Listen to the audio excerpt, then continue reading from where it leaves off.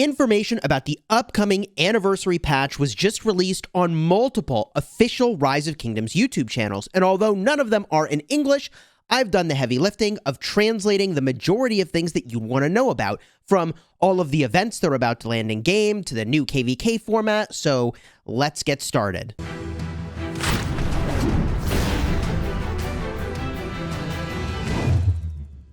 Hello my friends and welcome back. I'm Chisgule Gaming, and as you know, whenever new information drops about Rise of Kingdoms, I make it my business to get that information to you as fast as possible. And when it comes to patches, for whatever reason, there are multiple non-English speaking YouTube channels for Rise of Kingdoms that hit YouTube first with updates and information about the upcoming patch. So I went through the Vietnamese, Russian, and I think maybe Portuguese YouTube channels official for Rise of Kingdoms to bring you this information. Let's start with the Anniversary Event Series. The Anniversary Event Series is going to have a screen that we're sort of used to, and I'll have another picture of this later on that's a bit more detailed, where you can click into different things here for your Rock Gearbook, different events that will show up over the course of multiple days. And there is a special shop. Now, this special shop has gold heads, it's got materials. For whatever reason, they have legendary pick one pants patterns, but also there is one iconic crystal that's in the bottom center. I have another screenshot showing you the amount that you can claim as one. So there's going to be a currency you get over the course of many events in this series to use in this shop. One of the other things that's in this shop is actually a pick one city theme.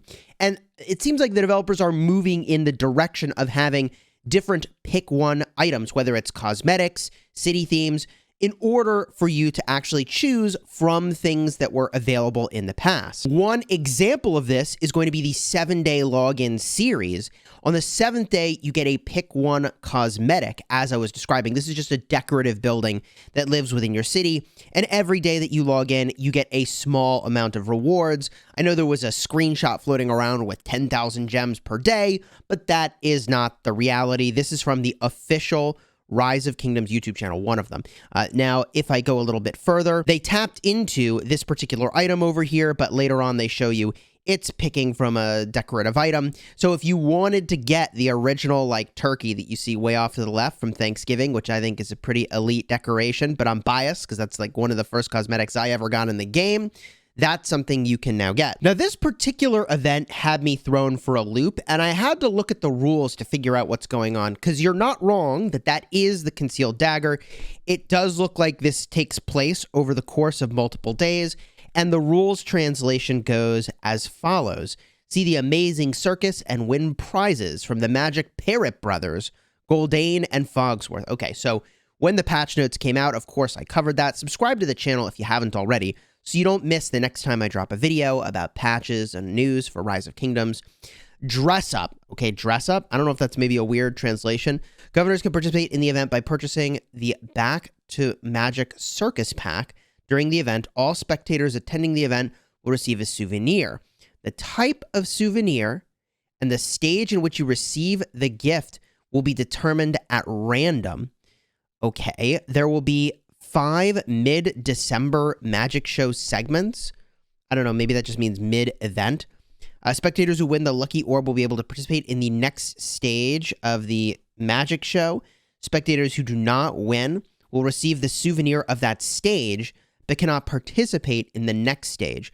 So it sounds like there's 5 stages. There's a reward given for each stage. After giving out souvenirs at the end of stage 4, all spectators with souvenirs participate in the draw. Goldayne and Fogsworth select the audience to receive the Lucky Orb at a ratio of 1. The audience with the Lucky Ball will have the opportunity to participate. So you can see off to the left, they've got the date listed, and then also they've got the rewards listed. So it looks like up top, maybe there's a choice of a full concealed dagger pattern or 10 legendary materials.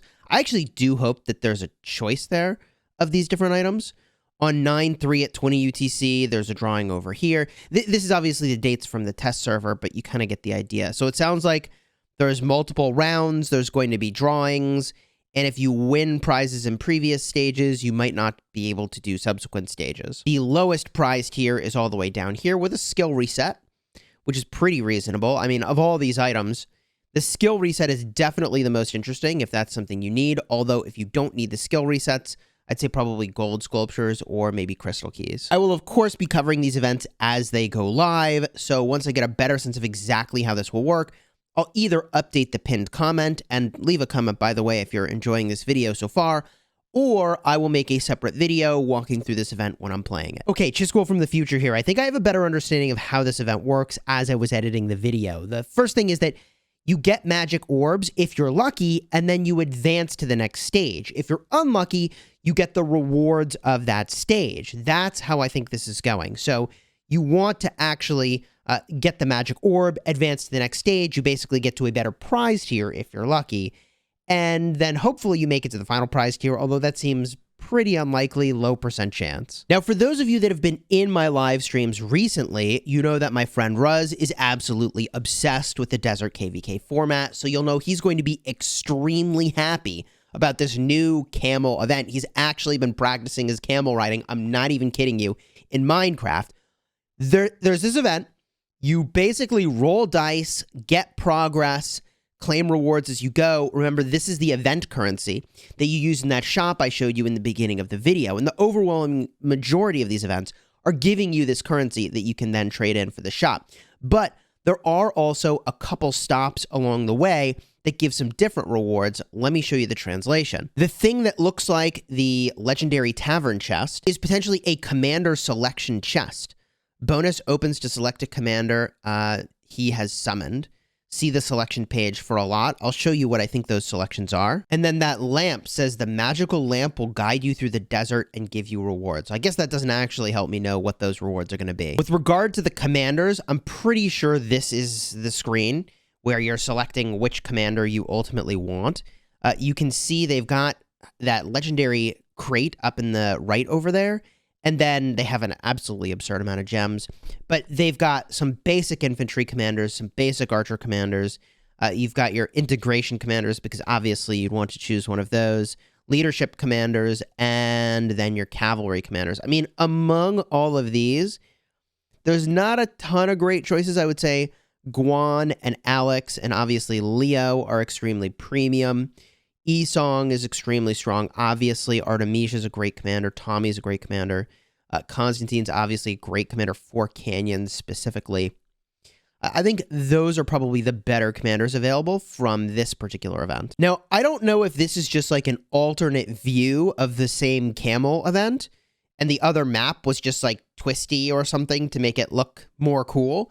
But here's a linear view of the camel walking on there. I probably should just edit a picture of Ruz's face on there, because this event is designed basically just for him. My man who in Minecraft has been practicing Desert KvK.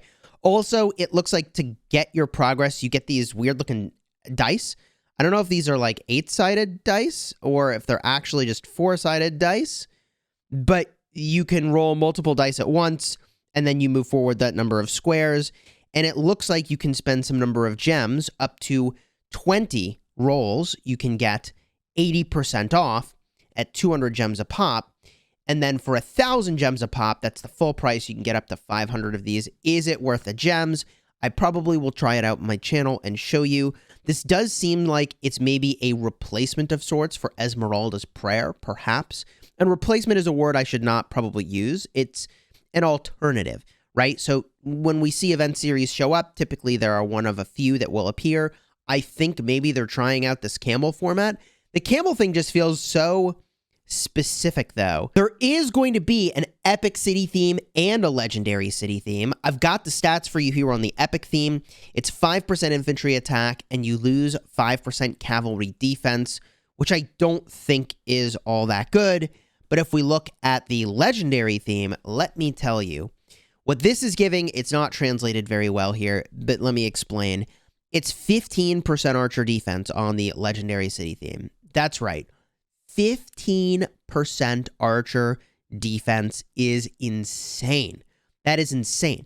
If I had a 10% health city theme, I would prefer it to this one. Or I would say it's equivalent, and you wouldn't need to go for it. But if you didn't have 10% health, and the overwhelming majority don't, and you're an archer, rallier, garrison, or mate, or an all, open field player or whatever, you want to go all in on this theme and you're a big archer player, okay. 15% archer defense at the cost of 5% infantry attack and 5% cavalry health. Man, I mean, I think this is a city theme I have to go for. Your guess is as good as mine as to how much power it's going to take to win this thing, depending on what continent you're on. And I'll have a card up in the top. I'll remind you about it later for a dedicated video talking all about winning Zenith of Power. For those wondering where you're going to get the Epic City theme, I've got great news. It looks like the 7K gem event is freaking back, baby. So start saving up the 7,000 gems you're going to need to be able to do this event, because you do want to spend the 7,000 gems. There's absolutely no question about it. And if you need to start farming gems, I'll have a card up in the top for that guide. Now, for those of you that have been playing the game for a really long time, you may remember the sort of bandit-related events where you go and do a bunch of scouting and then summon thieves and then you go fight them. The way this event works is summarized up top. You investigate the burning villages,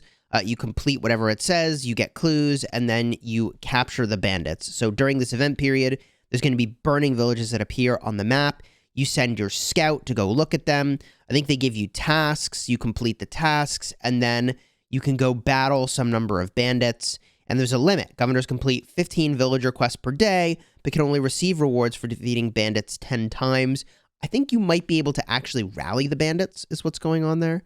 But I don't exactly remember. It's honestly been an extremely long time since they've brought back one of these bandit quests. And as you can see here, the rewards for completing a bandit are just fine.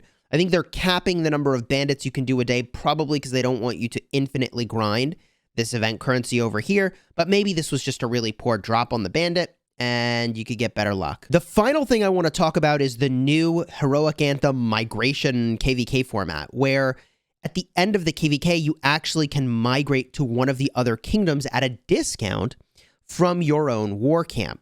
So I translated the rules here from Vietnamese to English. This top part is just lore. The next part says alliance license. In this storyline, governors can join alliances of any kingdom that are on the same side as you, basically that are in your war camp in Lost Kingdom, and fight shoulder to shoulder as members of that alliance. The big advantage of that, by the way, is that you can then teleport onto alliance territory and not be rallyable. That's like the big advantage, which I actually didn't figure out that is the big reason why you'd want to join an alliance specifically, rather than just like being in a coalition with them, right? The governors who join alliances of other kingdoms can reach level 4 in that alliance. They cannot be R5. As well as have the same rights as other members of the same rank, except replenishing goods in the alliance shop. God, you could troll an alliance so badly. Immigration to the Lost Kingdom. From midnight UTC, the day after the Lost Kingdom's battle phase ends, the Lost Kingdom will enter a 3-day immigration phase. So currently, there's like a 3-day cooldown window when KvK is ending. It looks like that will still be the case. But for this KvK, it's the immigration phase now.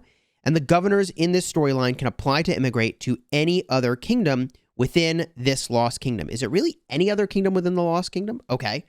And once the application is approved, you can immigrate to the destination kingdom at a lower cost of passport pages than a normal immigration. Now, when there is a new version of KvK coming into the game, the developers often deploy the Pioneer system. The first people in get an extra Q&A and some extra rewards. And in this Q&A, they explained that they're a little bit concerned about perhaps the way that communication works in this mode, like the chats are going to work appropriately. The other thing that they explain is that the story offers a brand new feature for cooperation and interaction, as we talked about. Cross-kingdom alliance. You can join an alliance in any kingdom, fight side by side with your fellow faction members. I think that's, alliance members, but within your war camp.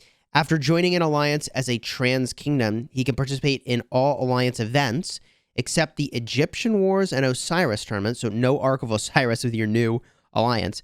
You can have the same rank perks as other alliance members. You get Crusade achievements. Alliance Crusade achievements are only available to members of that alliance. Complete the requirements to get bigger rewards. So I get a little leery of like alliance-based rewards, because depending on what these are, it's almost like our kingdom can't queue for that, because we have many main alliances in our kingdom. So it again, depends on how those rewards get distributed. And then it explains after the Lost Kingdom ends, the 3-day immigration period begins. We've seen this already. Overall, I think this new KvK format is going to be really exciting for smaller kingdoms. It's the same Heroic Anthem map. It's got support skills, but I think being able to make sort of a super alliance, especially if you are lower power, and to be able to sort of teleport onto territory and to feel safe and actually be able to fight is going to be a really fun experience. Again, for these small kingdoms that aren't certainly not as active, it almost feels like it's encouraging people to sort of merge kingdoms. I mean, it's like almost directly what they're doing here. And that encouragement and consolidation of players, I think probably leads to a more fun experience. Some people are always looking for like a dead kingdom to get a lot of rewards, but like to what end? Who you play an arc with? Who are you actually battling in KvK with? Who are your friends there? Like, I think it's more fun to be in a big kingdom, but that's my preference. I do have a couple pictures of migration screens, and I don't know what that 0 out of 3 limit is. I think it's the number of accounts you can have in the kingdom, because it just would be weird if they're like, hey, we're doing this big migration KvK, but only 3 people can migrate to each kingdom. They haven't really mentioned that limitation anywhere else, even though it does say like 0 out of 3 in a couple places. Maybe this is just because it's a test server. You know it's a test server because the amount of resources they have is absolutely insane. So I don't know exactly how that works, but I would anticipate that any number of people, presumably, can migrate as long as they ultimately do get accepted. And there is, as you can see in this timeline over here, a 3-day window where that happens.